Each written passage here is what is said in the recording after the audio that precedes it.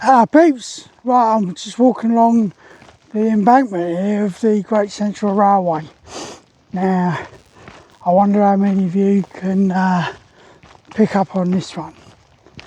5th of May 1980, 5th of May 2025. How many of you got that one?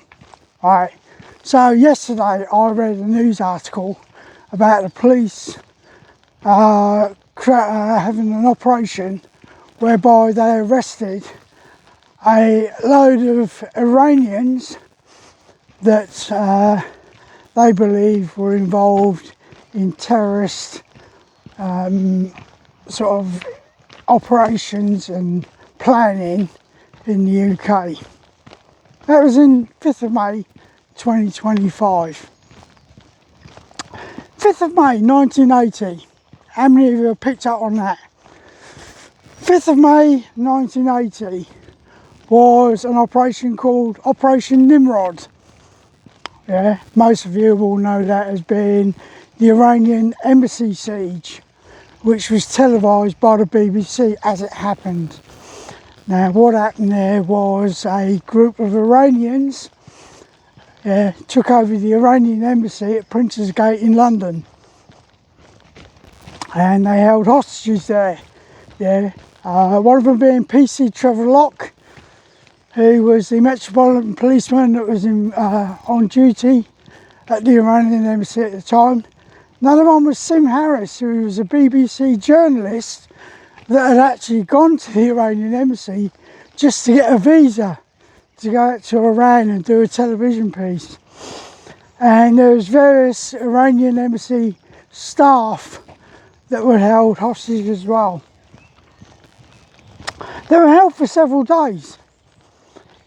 Negotiations were carried out. As it turned out, those negotiations failed. And on the 5th of May 1980, they executed the foreign attaché, I think he was, for the Iranian embassy. So the lads from Hereford Special Air Service had been in the area for a number of days awaiting. They had an immediate action plan. They had a direct action plan as well. And they were waiting. So after the execution of the Iranian staff member, Maggie Thatcher gave them the green light to implement the plan to release the hostages. Now, the person in charge at the time of the Iranian embassy was Colonel Mike Rose. Mike Rose really came to prominence during the Bosnian conflict. I had the great honour of being out there and serving with him at the same time. And he had a tough job to do. But Mike was all over the TV. And a lot of people didn't realise who the hell he was. Didn't realise that he was a man who was a commanding officer of 22 SAS when the Iranian embassy happened.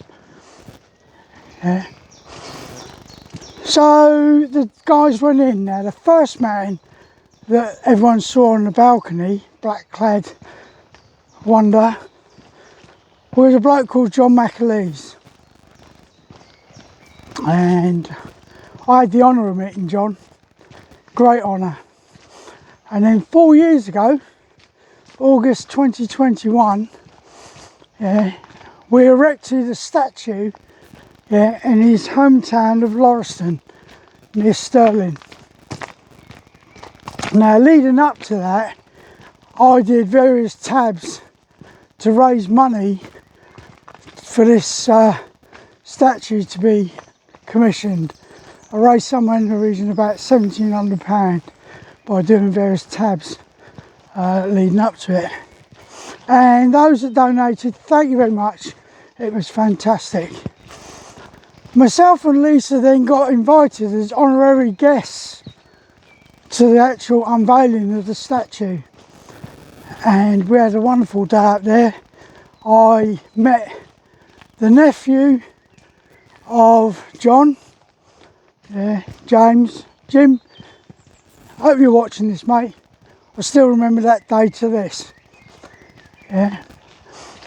But the Iranian embassy, now there's various stories go about, and the only people that can really tell you the true story, John unfortunately died in 2011 after losing his son in Afghanistan, his son Paul. But there are other people, Rusty Furman being one, Robin Horsfall being another, Steve Thompson is one. Yeah, they will probably be able to tell the true story, and I know Rusty did a film called 6 Days. So, you know, you can take what you want from that one. But they're the guys that actually know what went on. Now, the lads went in there. It was all being broadcast by Kate Adie. Now, love her or loathe her, that's up to you. We were out in the Gulf War with her, and there's an interesting story about when we met up with her. But she televised it all, and it was all live. Now, unfortunately, at the time that this all happened, I was actually posted out in Cyprus under the United Nations, and you can imagine 1980, we didn't get newspapers or anything for days, so we didn't have a clue what had happened. But that was the day that the Special Air Service was basically announced to the world. And since then, you've had various books and everything written, which up to you whether you want to say it's been to the good of the regiment or it's been bad for the regiment. But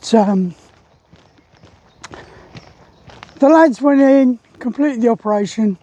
Only one of the terrorists walked out of the embassy, and it's my understanding he dropped his weapon, followed the hostages that were being bundled out of the embassy, and I mean bundled. The hostages were treated as though they were terrorists. Yeah, because obviously you have to do that to clear the building and make sure everything is safe. But they cleared the lads cleared the building. They got them into the back garden, and I believe it was Sim Harris actually turned around and said to the soldiers, "He's a terrorist." Now that person was then locked away.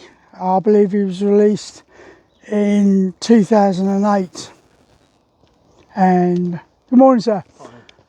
And he now lives on benefits and everything in London. So he was lucky, extremely lucky. Yeah, and he's even luckier now, isn't he?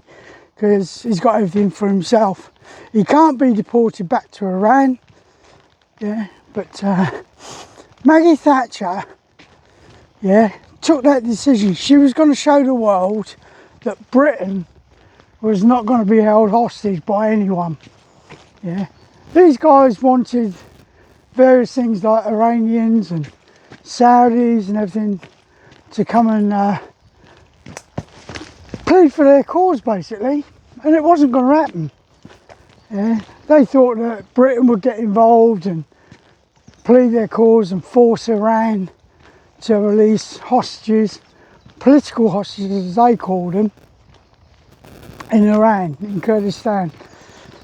But Maggie made that decision. At the minute that they killed that person, she said, right, I'm going to show the world that you don't come to this country and commit an atrocity and hold hostages, yeah, and get away with it. Now, like I say, there's various stories that are flying around about how that one terrorist was led back into the embassy because of the fact that Maggie said that, as far as she was concerned, those terrorists weren't going to leave the embassy. End of.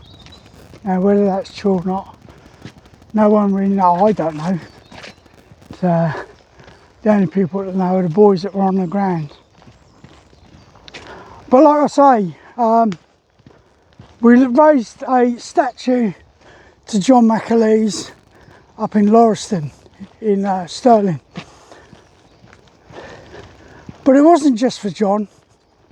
Yeah, it was, that statue was to commemorate everyone that was on the teams that day, yeah, in bringing those hostages out safely. Whether you know it or not, Trevor Locke, the police officer, was actually armed throughout the whole days that he was held captive. How he hid it, no one knows. Yeah, but he stayed armed at all times. Yeah, but he realised that if he was to do anything, yeah, it'd probably be a bloodbath. And unfortunately, Trevor died just a few weeks ago, I believe it was. But he didn't want the notoriety and everything. Yeah, and it's the same with most of the boys. They never said anything. Yeah, they weren't interviewed or any stories come out until much later, much later. And that was primarily sort of kicked off by the books by people like Andy McNab and Chris Ryan. Yeah, when it was at the end of the Gulf War with Bravo 20. And then suddenly everyone started writing books and being on TV and so on. So like I say, make up your mind. Do you think it was a good thing for the regiment that they were televised the way they were?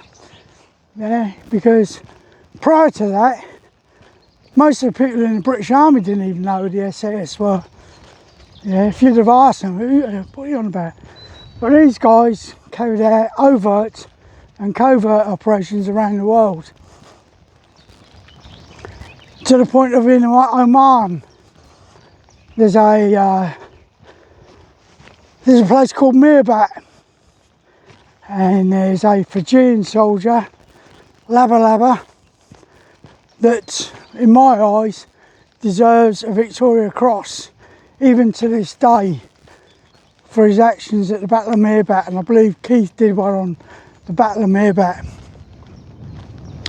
Yeah, what Laba did was amazing, and the same as Tak, the other Fijian soldier that was involved in the Battle of Mirbat. But the main reason for my video here was to show that here we are 45 years on from Operation Nimrod. We've still got Iranian terrorism. Now whether it was planned for the police force to go in and carry out their operation on the 5th of May, yeah, is another thing. It seems a bit ironic to me that they did it on the same day as the Iranian embassy siege. So there we go. Like I say, 5th of May 1980, 5th of May 2025. Now the thing is with the 1 in 25, those people, those terrorists, or supposed terrorists, but I suppose we've got to give them the benefit of the doubt until it's all brought out in court and everything. But those people escaped with their lives. The guys in 1980, bar one, didn't escape with their lives. And that was down to the careful planning, preparation and execution of the operation by the lads of 22 SAS, Special Air Service. So anyway, I'm going to let you get on. Another little bit of a history lesson. No, I'm not taking over from Keith. Yeah, I can do a little bit of research, but I don't do as much as he does. So all of you, take care, stay safe, and if you're new to this channel, please consider subscribing, because as you subscribe, it gets bigger, I get more views, and it gives me more content that I can actually put out to you guys. But I'm not telling you to do it. You've got your own lives, you've got your own minds, so you do what you want to do. Like I say, take care, stay safe, and as me and Keith always say, let's tab.